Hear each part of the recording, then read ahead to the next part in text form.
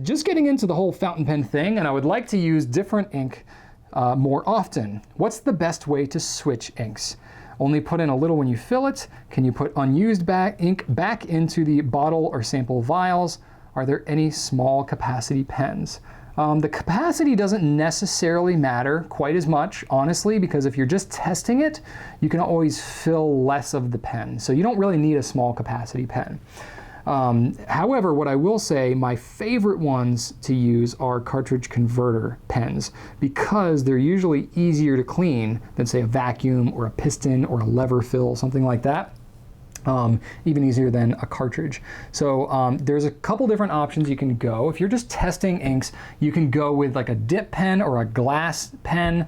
Those aren't going to necessarily be the best representation of how a fountain pen would truly write. You know, you could use a Q-tip swab, things like that. If you're just trying to get a simple idea of the color, you can use those things. Personally, I like using an actual pen best because I feel like that really helps out the most. I'm realizing I forgot to grab my pen, but typically I like to use a Lamy Safari or All-Star. And the reason that I like this particular pen for doing ink testing, and this is actually what we use as a standard for all of our ink reviews that we do. So our media team has got several of these. The reason that I like these for testing ink is a couple of reasons. Number one, it's a cartridge converter. So when it comes time to clean the pen, you can use my number one favorite thing of all time in the fountain pen world, a bulb syringe. So when you have this pen and it's all inked up, you get some clean water in the bulb syringe, you stick it on the back, you flush it through, and literally in about 10 seconds, the pen is clean, depending on the ink. Some inks are a little more grabby, and if it's a relatively fresh inking you've done and it's not all caked up and built up, you can pretty much get it cleaned in one flush. And then you just take a little bit of a paper towel and you touch it to the nib and you look at it, and if it's clear coming through, you're done. It's that simple. So it's really easy to clean it out. You're still getting to use a full-on genuine fountain pen for your ink testing, but it's still super easy to clean. So those are pretty much essential tools. Another nice thing about the Lamys is that you can swap the nibs out. So if you are testing it, what we like to do is we like to use a medium nib when we're actually doing our ink reviews because it gets a pretty good representation of the finer and fatter aspects of the nib, but you can swap these off with the pen still inked up if you got some skills.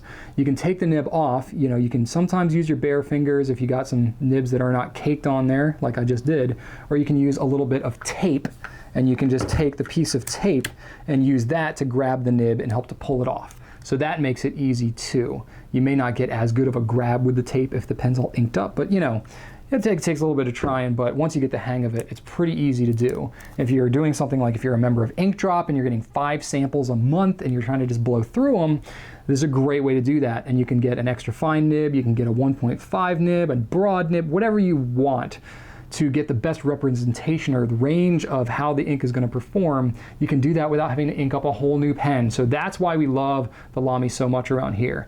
And the other neat trick that I like to do, this one takes a little bit of skill, and I find it's easier to do with an All-Star as opposed to a Safari. Reason being, the Safari has an opaque grip section. The All-Star has a translucent one. So when I'm going to fill, I'm using a converter, and if you have some skill and dexterity, you can actually fill with the converter and you can see the ink draw up into the feed, and then you can stop it before the ink actually gets up into the converter, which is pretty cool because that means you don't have to clean out the converter if you're just going to be doing like a page of writing. So if you're just trying to blow through some samples and get an idea of how something is going to write, it's an easy way to do that without having to then also clean the converter. So you can really get skilled at this and go through some testing. Now, obviously, you know, it's part of the experience getting to write and all that, and I get it if you're not trying to rush through as quick as possible. I'm just trying to give you some shortcuts after having done this many times.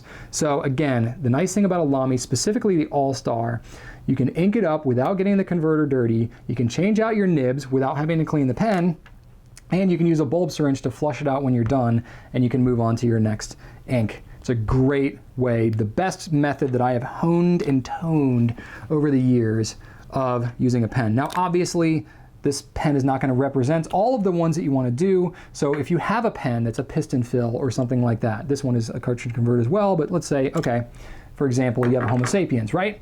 So if you have this one, and it's got especially if it has a feed that has a lot of fins in it, you can just do a dip test. I would try to leave it in there and get all the fins saturated, and you can write, a decent amount just by getting the fins saturated. So depending on the pen, like a Lamy doesn't do that quite as well because it doesn't have fins on here. It's just got kind of this flat swoop.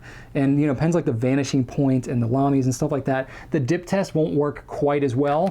But for ones that have more of the fin thing going on, you can usually dip and get a pretty decent volume of ink to write, probably a half page to a page if you're just trying to get an idea. And then when you go to clean it out, you may be able to just kind of swirl it and get it, but even still, it's best to kind of swirl, get it out the most you can. You may need to pump it a few times.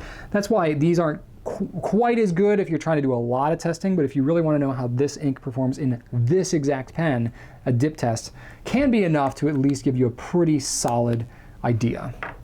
And I think I covered everything that I was going to say on that one. Yep, dip test, I spilled a little ink on the table. Okay, cool. I think that about does it.